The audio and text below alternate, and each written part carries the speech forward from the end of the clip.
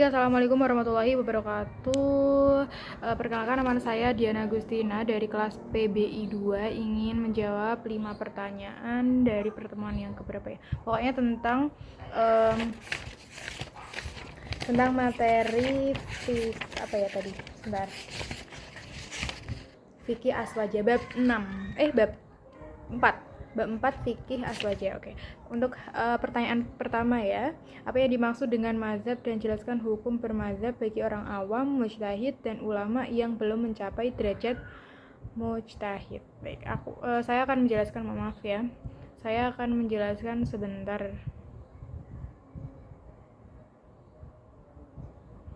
Nah, untuk mazhab sendiri adalah ya, secara bahasa artinya jalan atau perjalanan. Secara istilah atau syar'i, mazhab adalah suatu sistem pemikiran hukum Islam yang disusun oleh seorang ulama mujtahid berdasarkan hasil ijtihadnya terhadap Al-Quran, hadis, ijma, dan qiyas. Nah, untuk orang awam, definisinya adalah orang yang tidak memiliki ilmu alat untuk berijtihad atau seperti ilmu tafsir, hadis, usul fikih, dan bahasa Arab tingkat tinggi. Dan untuk yang mujtahid ya, untuk definisinya orang yang mencapai tingkat kemampuan yang berijtihad, yaitu menggali hukum langsung dari sumber-sumbernya. Dan ulama yang belum mencapai derajat mujtahid.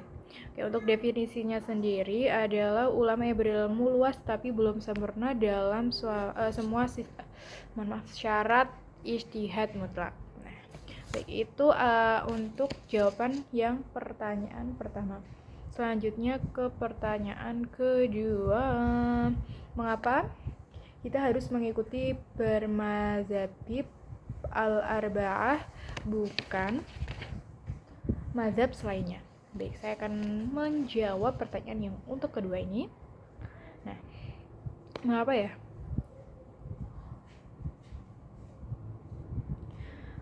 Sebentar. Untuk berpegang pada salah satu dari 4 ini ada beberapa alasan penting. Oke.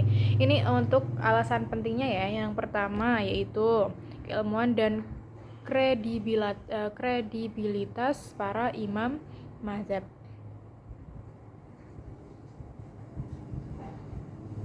Dan yang kedua ada stabilitas dan kejelasan metode. Terus untuk yang ketiga ada ijma atau kesepakatan ulama secara praktis. Dan yang keempat menutup pintu kekacauan. Nah, dan yang kelima ada mazhab lain sudah hilang atau lemah. Nah, untuk kesimpulannya kita bisa mengambil ya, kita mengikuti salah satu dari mazhabib al-arba'ah karena mereka terpercaya ilmunya, mazhabnya teruji zaman dan diakui ulama. Dan yang ketiga untuk menjaga ketertiban dalam memahami syariat. Dan yang terakhir ada 4 ya, karena secara realitas historis hanya 4 ini bertahan lengkap. Maka mengikuti mazhab 4 bukan berarti fanatik buta, tetapi bentuk ketertiban beragama dengan bimbingan ulama besar. Nah, itu untuk jawaban yang nomor kedua. Dan selanjutnya kita next ke pertanyaan yang tadi kedua ya, dan sekarang yang ketiga, yaitu sebutkan sumber hukum menurut mazhab Hanafi, Maliki, Syafi'i, dan Hambali. Baik, saya akan menjelaskan ya. Untuk mazhab Hanafi sendiri pendirinya Imam Abu Hanifah. Untuk sumber hukumnya Al-Quran, Sunnah, Ijma, Qiyas, Istihsan, Urf, Kaul, Syahadi. Ciri khasnya Imam Abu Hanifah sangat luas menggunakan Qiyas dan istihsan untuk menghadapi kasus-kasus baru. Dan yang kedua mazhab Maliki pendirinya Imam Malik bin Anas. Sumber hukumnya Al-Quran, Sunnah, Ijma, Qiyas, Istihsan, Maslahah, Mursalah, Urf, Sa'ad, Az-Zariyah. Nah, yang ketiga mazhab Syafi'i ya. Untuk mazhab Syafi'i pendirinya yaitu Imam Muhammad bin bin Idris Asy-Syafi'i. Dan untuk sumber hukumnya yang pertama Al-Quran, Sunnah, Ijma, Qiyas. Nah, ada catatan tambahan. Imam Syafi'i sangat ketat dalam masalah riwayat hadis ya. Beliau tidak menerima amal ahlul Madinah sebagai hujjah bila bertentangan dengan hadis. Dan ketiga, Imam Syafi'i menolak penggunaan istihsan tanpa dasar syar'i, menyebutnya bermain-main dengan agama. Oke, yang keempat ada mazhab Hanbali. Dirinya Imam Ahmad bin Hanbal. Untuk sumber hukumnya Al-Quran, Sunnah, fatwa, sahabat, ijma, qiyas, istizhad, maslahah, mursalah, azari'ah, urf. Oke. Baik.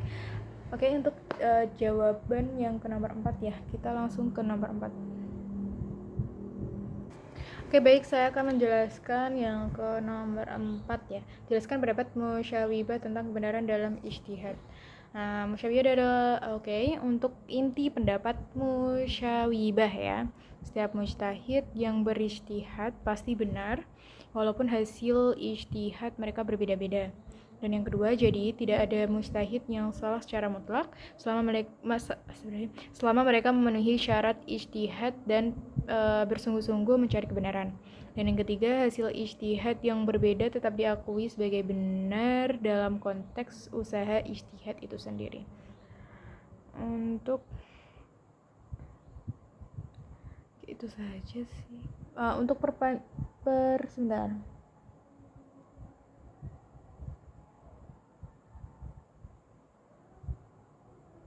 Untuk perbandingan dengan aliran lain ya. Ada aliran Mukhatiyah yang berbeda pandangan. Menurut Mukhatiyah, ijtihad itu ada yang benar dan ada yang salah.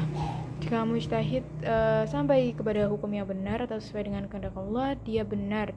Kalau tidak, dia salah meskipun dia tetap berpahala karena ijtihadnya.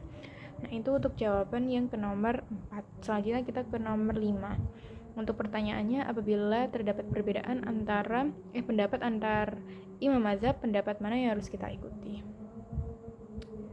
Oke. Mana ya? Nah, ini. Untuk orang awam ya, wajib mengikuti mazhab atau fatwa ulama yang terpercaya. Kalau untuk penuntut ilmu atau ulama mampu tarjih, boleh memilih pendapat terkuat berdasarkan dalil. Dan yang ketiga, ada siapapun itu tidak boleh pilih-pilih mudah tanpa dasar atau talfik haram. Gitu. Nah, itu saja yang cukup saya jelaskan ya.